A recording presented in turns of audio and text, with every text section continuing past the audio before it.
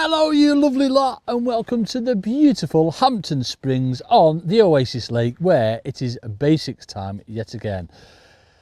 Look at the state of me folks. I'm in a sweatshirt, the sun is finally out, it is getting warmer and the fish are starting to bite. It's warming up quite nicely through sort of like the day. Freezing cold still at night time and in the morning, but it's getting warmer through the day. And I'm going to go through sort of really early season spring fishing for everything using maggots. So starting off wise, well, it's still that little bit cold, I'll be potting bait in, see what's around, and then when you start sort of like getting funny bites, liners, I'll pick catapult up, try and possibly force my peg a little bit, move my shot in, see if we can catch fish through the water, and then hopefully we'll be able to catch some shallow. It is fairly clear, but as I say, it's that sun. Once that sun gets on the water, it heats up very, very quickly. So really, really simple. Two rigs. I've got sort of like one rig that does two things, and then obviously I've got my normal shallow rig. So let's go through the first rig, which is going to be for two separate things. We'll go through elastic first. Now, changed a little bit in the last sort of like week or two. I've gone from, how much I love my single slips, my 6s and 8 slip. That's changed now, and I've gone on to 9s or 11s Jura, depending on sort of like what stamp of fish. In here, it's flipping ram with F1s, folks, but loads of skimmers, lots of silverfish as well. So I don't want to go down the 11s just yet, simply because there is some big fishing, but it's mainly sort of stockies, 8 ounce to like a pound and a half. So that's why we've gone 9s Jura. Main line, 0.14 Aki Power main line. Back shots there as always, obviously Tipex white because we're in dark water, and then float wise. So it is exactly 4 foot deep here, folks, but I've gone on to a 410s float. The reason for a 410s and not a 412s, simply because when them fish hopefully start getting going, they start feeding, I can move my shots, or in this case stots, which we'll go on through in a sec while I'm using stots. I can move them up the line to create a really slow fall. But also, again, as I say, it's still cold, it's still clear. The fish are watching that bait down. So by using a light flow, it just gets you so many more bites, folks. So 4x10s, carbon stem, which is important for holding a tight line through the water. We've talked about loads. Carbon stem float, F1 maggot. Just under the float there, you'll see we've just got a couple of trimming shot. I've got a couple of 13s just to really bring that float down. And then coming down the rig, so the first shotting pattern that I'm going to use is tapered shotting pattern. Now I'm using 11 stots. The reason for stots and not shots is because, as I've touched on just before, I potentially want to move these up the line to create an even slower fall. At the minute, we've got them tapered. What's my hook there? It's sort of like 18 inches away. So all my shots are within 18 inches. What have we got on there? We've got 8 number 11s stots on. So really small, really close together, and then just gradually just getting that a little bit longer until we get down to the hook length, which is, it's still using a 0.10. We're fishing for everything basically. Obviously that's the beauty of maggots, catch everything swimming. So again, you don't want to go too heavy. Obviously fish will dictate that, if it's really good, then we can put O12 on and put a heavy elastic on. But again, I want to show you how you can feel your way into these sessions. Hook wise, it's a size 18 SFLB, and we've got 4 inches of 0.10. So that's my first rig. That's what I'm going to start off on the bottom, kindling a few maggots in, see what's happening. Hopefully we'll start getting the odd funny bite. So that's when I can start picking my favourite catapult up, start giving them a bit of bait. And then what I'll do with these shots is I'll move them up so we get a nice even fall. And then hopefully we can do this in a oneer, folks, and we can get onto this rig, which is obviously my favourite. Oh, flipping it. When was the last time I fished shallow? The last time I fished shallow was probably last September. So if I catch one today, I probably will get a little bit giddy. Everything's pretty much the same. So exactly the same elastic, same main line. Different float though, we've gone for a lighter float, a 4B8 F1 shallow. Again, the whole nature of shallow fishing, you want to make sure that your bait's falling with your loose feed, so just make sure everything's nice and light. And then we've just got 4 number 11, again, stots down the line on this. 1 under the float, and then these stots nice and even down the rig, just to create that really slow fall. Obviously, you can move around with depth, but I've set that to probably about 20 inches where I think the fish will be. And then hook length, exactly the same hook length as well, so nothing complicated with the rigs. We've got a size 18 hook SFLB to a 4-inch 0.10 line. Absolutely, nothing complicated with that whatsoever. There's my 2 rigs. Bait wise, I said we're fishing magpies, and literally all we've got is 3 pints of the bestest tackle shop in the world, Dave's and Middlewitch's finest stone maggots. We've just got sort of 2 pints of reds and a pint of white, and that's it. I will play around with how I hook them maggots. Obviously we'll go through that when we get going, but fishing on the bottom it'll be single and double maggot. Probably double maggot is a bit of a standout bait.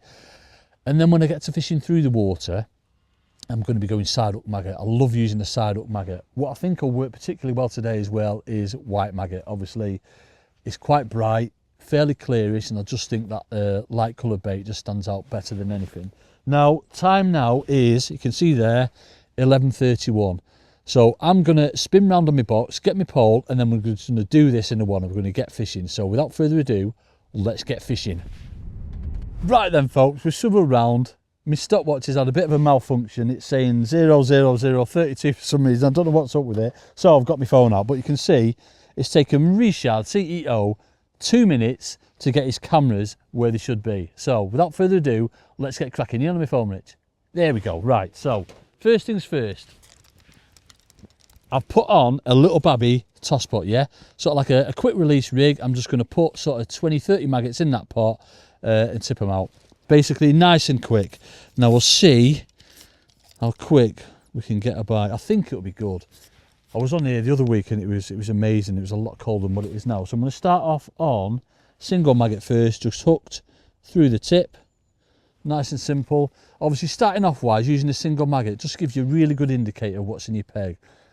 Yeah, double maggot. I love using double maggot as a standout bait, but that'll be for another, I don't know. We'll see how good it is basically. So I'm going to get some maggots, probably put, 20, 30 in there. Important when you're putting them in a pot like that you just give them a little dink under the water, and then that way they'll just hold in. The other thing as well, I've left a maze on these maggots, and that creates like a little bit of a cloud, which I think will be good. So as always, I've got my little babby extension on the back. I'm going to grab that first, bring that through, stretch out a little bit more, put them maggots in. So nice and accurate, they're all in. I'm not going to swing the rig out, I'm just literally just going to lift my float up and over. So it's going to be in that pile of maggots eventually when they get to the bottom. Is that a bite? It could have been. What I've got the blooming shadow of my pole on the left hand side. Now if that shadow goes over that float, then obviously it's going to give myself a false bite. So here we go then. The maggots will be probably getting down towards the bottom now. We've got a little bit of an undertow on. I have plumbed it up there. We're probably like inch and a bit, just to like sort of like the middle of the body of the float I am there. We'll see what it's like. I'm not going to give it too long before I come back and feed again, because certainly like last week they did want a little bit of feed, but I just want to show you like obviously what we're looking out for in regards to liners, possibly foul hook fish, missed bites, things like that, that will dictate when I start to loose feed a bit of bait. To sort of like bring them up in the water where I want them to be. We might not catch shallow, but I have a feeling we'll catch sort of through the water on this rig, definitely. And obviously that's the beauty of loose feeding bait.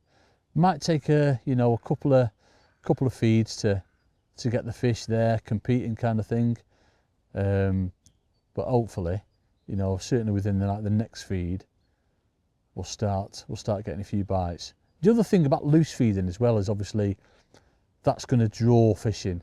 Yeah, if you're constantly, well not constantly, but if you're regularly, should we say, loose feeding, it just grabs the fish's attention. Any fish that are swimming through, they'll follow that bait down.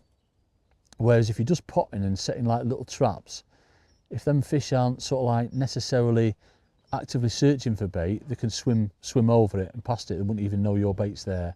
So they've really got to be in a feeding mood for, I'd say this style of early fishing, looking for that pile of bait. They're just being patient over. So I'm not going to give it too long before I come back and put some more bait in. The beauty about venues like this is there's a lot of silverfish in here. So, if certainly the carp and the F1s aren't having it, then the other fish will be. The likes of your roach, your road, certainly your skimmers and that kind of thing. So just give it what we're on now. Went in at 30, when did we go in at 30, 33, 34. It's been sort of 3 minutes so far. I'm not going to leave it too long. I'm going to come back and put some more bait in. In fact, I'm going to do it now. We'll do that now. Put some more bait in. We've got that first little pile in there. Literally, I know that hook bait's right. I've not had a sign. Get another sort of 20-30 maggots. Put them in there. Give it a little dink under the water. And back out again. Now this time, remember that time then, I didn't lay the rig in as such. Now we've got an undertow coming from left to right. So what I'll do this time is put my bait in, lift my rig out and swing it out to the left so that the undertow is bringing that rig back nice and natural.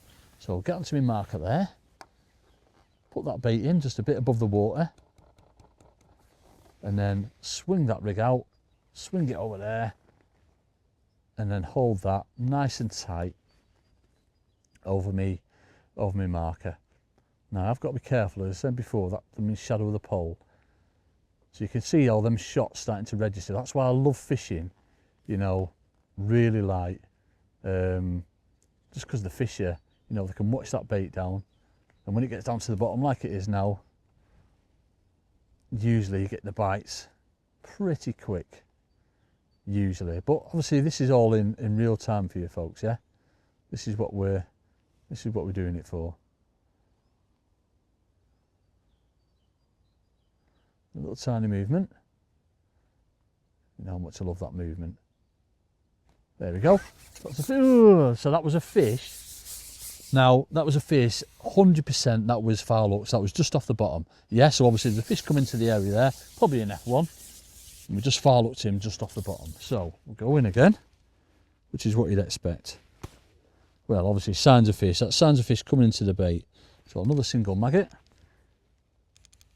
So it's taken 2 feeds to get a fish in the area. Dink that under the water. Put some more bait in. If I get a bite fairly quick this time, I'm going to start to think about picking catapult up. There you go, come up nice and quick, the maggot. So again, ship that into the side.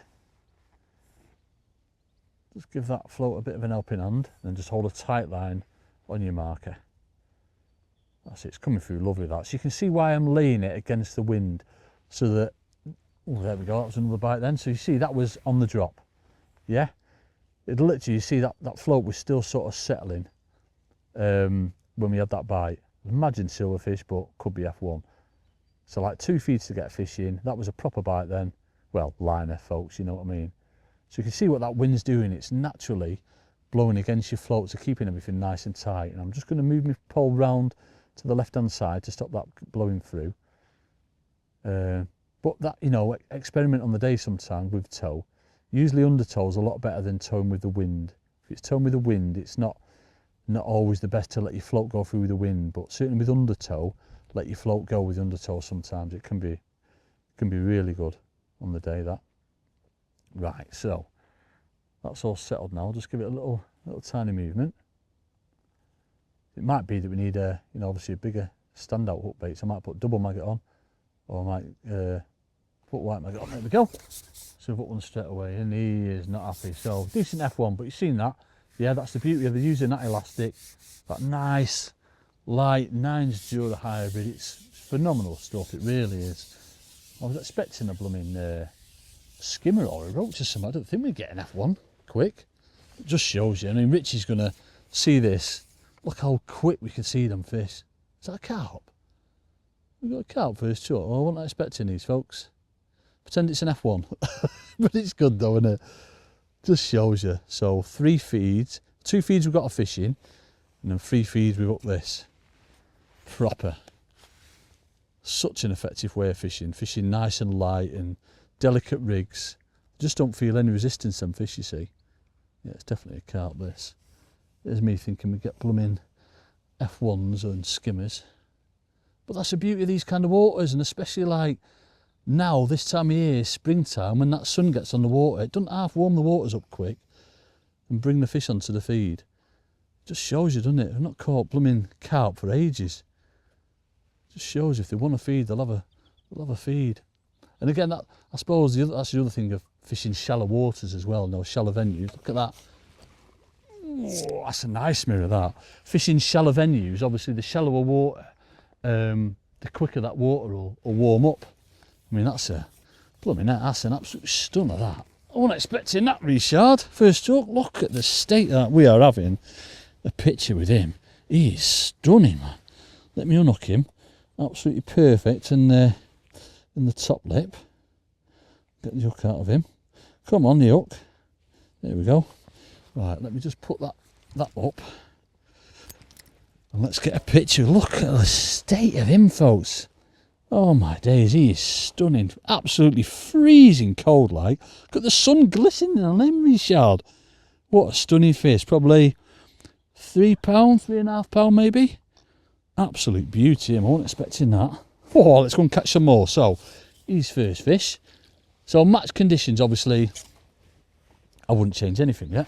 But we're not in a match, are we, folks? We are fast forward and everything. Let's let me get myself a wipe down from them slimy carps. Have you seen what I'm wearing, folks? That's right, our brand new Winning Ways sweatshirts that are in stock right now. They come in sizes from small all the way up to 5XL, and they can be purchased at www.winningways.shop. Yeah! Now, so we've been fishing sort of like, well, what time are we on now? We've been fishing 43. When did we start? We started at 33. So obviously a carp like that within 10 minutes is like, it's not bad going. I'm going to fast forward now. So what I do at this stage here, say we've been fishing a bit and we started getting liners and everything, feeding through a pot, that tells me that the fish are coming off the bottom. Remember that second bite we had? Our float was like that. Yeah, so we did have a bite off the bottom. So what I'd do, take that off and I'd start to loose feed a bit of bait. I'm just going to put a few in now, just as a few falling through the water. There we go. And I'd change these shots. Now the thing with stots is to make sure they're in the same position all the time, because they are prone to moving, and that's why I don't really like using them when I know I'm not going to be moving my shotting pattern, because I just want them shots in the same place all the time. So every fish to catch, make sure you're checking your stots are in the same place all the time, which these are, but I want to move these now. Remember saying how versatile this rig is and why I use stots. What I'm going to do with these first few, I'm going to move them up the line. So I just want a nice even fall through all my shots now, all my rig, if you like. Yes, you can see how I've moved them up. So they're like, the first one is sort of, what's that? A foot under my float, if you like, and then it's just nice and even coming down the rig. So we've got 8 shots there, nice and even. Now what that's going to give me, folks, is a really slow fall. Sometimes you'll get the fish that'll hook themselves, other times you'll get them bites just as that float's coming into play. The other thing that you need to bear in mind when you are fishing through the water is don't fish with a pot. You need to actively feed to make something happen. So what I'll do, I'm going to put a single maggot on, but I'm going to side hook it this time, so I'm fishing through the water. Now obviously we've been through that loads. You're getting on that, Richard. Been through that loads. I will side up my maggot, squeeze it out, yeah, and put the hook through just like a segment of the maggot. You got on that, Richard? Of course he's on it, folks. Blooming heck, CEO, innit? Bloody professional, right? So what we need to make sure we're doing now is feeding just before we go out. Obviously it's more so for shallow fishing, but even obviously for this style of fishing. So I'm not doing anything else with the depth. We're still going to end up on the bottom, which is perfect, but this is where you can sort of like bring your peg into life, if you like, and sort of force things into happening. Again, I'm still going to swing the rig out that way. Don't need to worry about obviously your pot entering the maggots. It's just real quick fishing. The next thing I'll do, I'm going to start going with that feeding, so you can see how slow that float is falling through the water now. Look at that. Yeah, that's what I mean. Yeah, that's the difference with that slow falling rig. You're guaranteed bites of everything swimming. Now again, obviously match conditions, I wouldn't have blooming changed anything. Lovely little roach, and it's fish like that, you know, little baby roaches like that. There you will, weight builders, sort of like a couple of ounce fish. Change your maggot every time. We'll catch another one at that, and then we'll show. Hopefully we'll catch. I don't know if we'll catch shallow or not. It is blooming clear, but you know that was probably half depth, that one. So we've a chance, haven't we? We'll give it a go anyway, and if we don't, we'll give it 5 minutes, can't we? But you can see how quick them fish are coming. Just get into a rhythm now. Just before you go out, ping a bit of bait in. I'm not putting loads in. I'm putting in what? 15 to 20 magpies in, that's all. Don't want to put loads of bait in. If I was to flip my rig out that way and hold a tight line, my float would be bouncing. So that's why I always want to go against the wind. So that wind is doing the job for you, keeping everything nice and tight. You can see that wind is blowing back against me, my float, and just keeping everything nice and tight. So as soon as you're out there we go. Wow, so that was really shallow, that one. The bite through the water. So it just shows you within like a few minutes, already we've got them fish competing where we want them to be. Now as regards to feeding, the heights of summer, it'd be constantly, I'd be feeding again by now, that was a little dink then. But this time of year, just go steady with the bait. Probably every, let's say, 30 seconds, 20 to 30 seconds, something like that. But then as the, your session progresses, you might want to increase that to almost getting like summertime. When them fish, like, because they've been, in the winter slumber for so long, they've not really thought about feeding. As soon as you get like a little bit of warmth on the water, it just triggers the fish, into feeding. They absolutely adore it. And I say everywhere I've been, sort of like from last week into this week, it's just been amazing. Where are we now? It's 4th, it's Pancake Day today, so what is it, 5th of March? 5th of March today. So it's still really early, but it just shows you, already we're like, I've got my favourite catapult out, folks. I'm starting to make things happen. You can start feeding. Yeah, it's small fish to start with, but it always will be. That bait's going in. Obviously, we're using maggots. It could be a bit more selective if you wanted. Maybe down the caster route, potentially pellets as well. But it's just the fact that you can make things happen with that loose feed, and that's why I adore it. That was a false bite. That was my shadow of my pole going off. That's the only thing you got to be wary of, shadow of your pole. Just give that a little bit of an helping hand. So you can see I'm not feeding all the time, but there we go. Little tiny dinks there, but it's bait going in. Now again, obviously we're fast forwarding everything, aren't we, folks? Not because me and Richard want to get to the pub, and nothing to do with that. It's just because it'd be blooming boring if we waited like half an hour to an hour of like when we get through these little babby fish into the big fish. But one thing for sure is it's going to happen. 100% it's going to happen. Right, so you see there, we've missed sort of 3 or 4 bites now. Certainly 2 in this go, 1 the last one. And that is where you're reading your swim and it's telling you that the fish are obviously off the bottom and shallower than what you're fishing. Yeah, if you're constantly missing bites, that's what's going to happen. That's where's he going? Where's he going? He's not happy. A little babby F1, I just saw that flash under the surface. Do you see what I mean? So that's coming to that feed fairly quick. It just shows you. So what I'll probably do now, because we've been through this one, I've explained, it's a little babby F1, this is what we come for. So like fish like them, they're proper weight builders, them folks. Yeah, these little chunky, stocky F1s like them, they're probably getting on for £1 them. Looks about 8 ounce, doesn't he? But he's probably getting on for £1. He's proper chunky. Go on, let's have a look at you. Look at that in that sunlight, Richard. Absolutely beautiful little fish, them. Oh, you've got to get here to Hampton Springs, folks. It's hell of a venue. But anyway, yeah, so fish like that, that's what we're waiting for. Them you sort of like your bread and butter fish, if you like. Them are your weight builders, them kind of things. Obviously, you catch some lucky Jamie Carp as well. That's what we want. Oh, we don't need the squad. We'll get him unhooked and back, and I'm going to change rigs for you. I'm just going to show you what time it is, just so you can, obviously Richard and his editing skills, he's amazing, he's our CEO, but he's not editing this, folks. Look, let me show you. Let me show you what time he's on. Look, there we go. So we started at 33 and we're on 51, yeah? 11.33 we started on 11.51 and already things are starting to happen in the peg. You're not, Richard? Of course he is.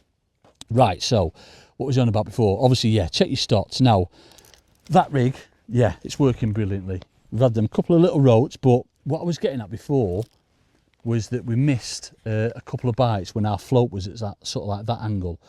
Now that's telling you that the fish are obviously off the bottom. That F1 took it just as it settled, but we had a couple of bites that were off the bottom.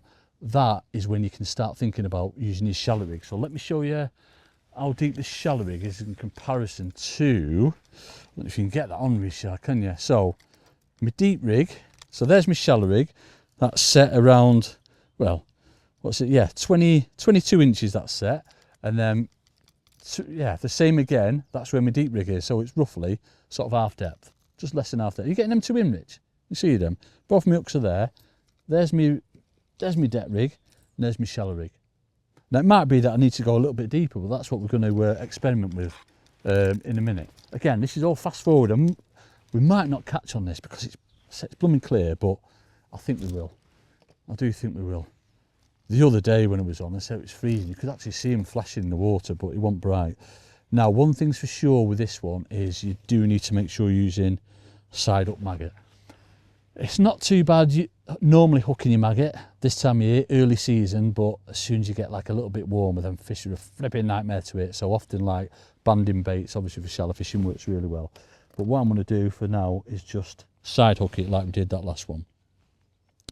So that's what we're looking for. It's worked perfectly so far. We brought the fish in with a pot, missed a bite, changed our shotting to go through the water. We've missed a couple of bites, so now we're going to go and see if they're shallow. And once you get them shallow and competing, oh, you know how much I love it, folks, but it's literally probably the best way of fishing. It's certainly the most effective way of fishing, just because that's where the fish want to be, and you're putting the bait to the fish rather than them going sort of like, you know, chasing it kind of thing. So just before you go out, feed some bait, grab that section, and what we're going to do, slap that rig over and hold a tight line. Watch your float all the time. Now once it's settled, it's pretty much redundant, so I'm not going to leave it too long, probably 12-15 seconds at the absolute most. And then what I'm going to do, lift that over, slap it over again. But we need to make sure that we're putting the bait in more regular, but not as much amount. See, that was a little dink then.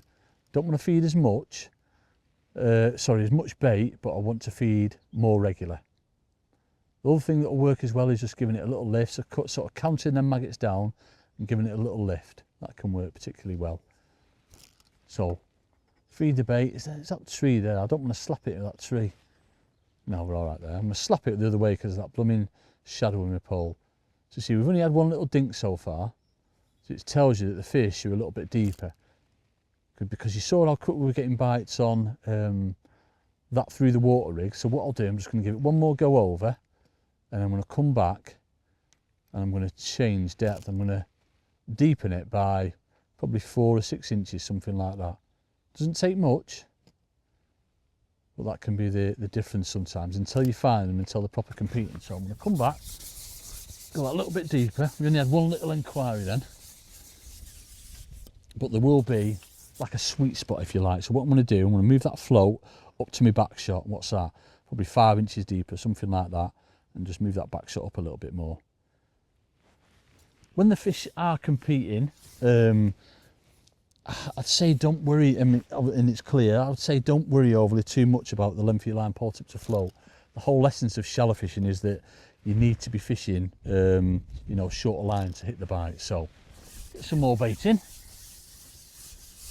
ship that out. So we've gone, what, 5 inches deeper this time. Hopefully we'll get a bite fairly quick.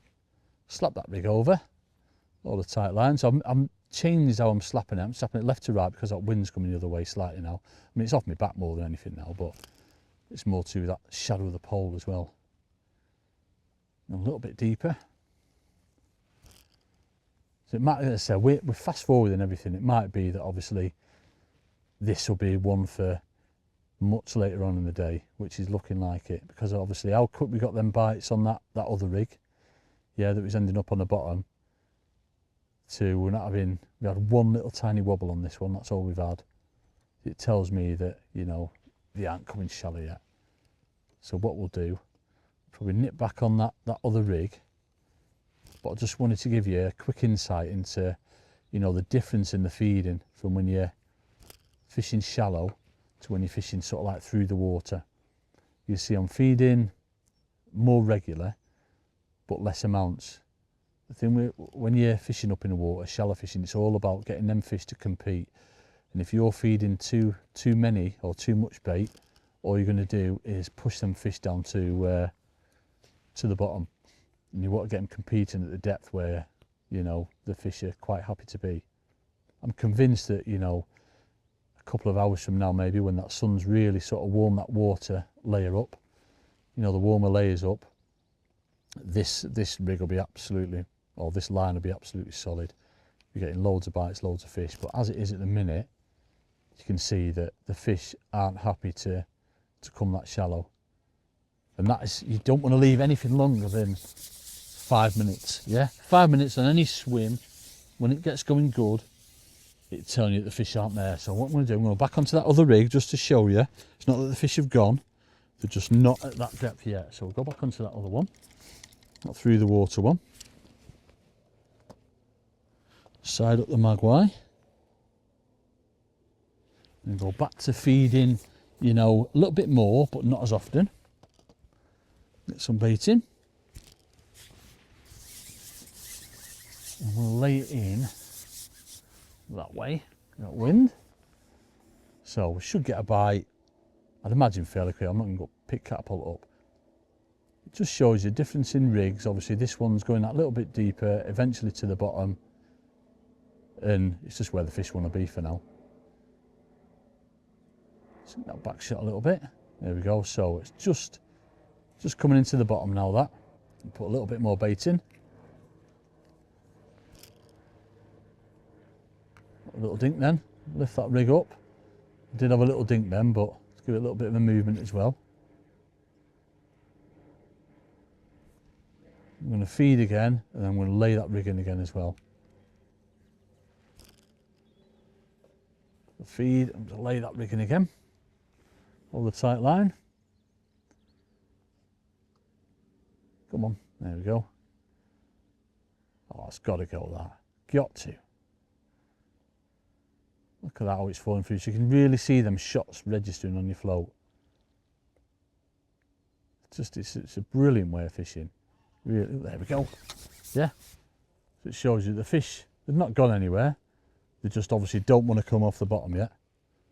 They're quite happy to be sat on the bottom, but just watching that bait down. That's how versatile that rig is. It's so good, folks, isn't it? I don't want to go pub seat eat. I want to stay here and catch F1s. Insert, why line for? No, I don't. I do actually want to stay here and catch these. They're just stunning, folks, aren't they?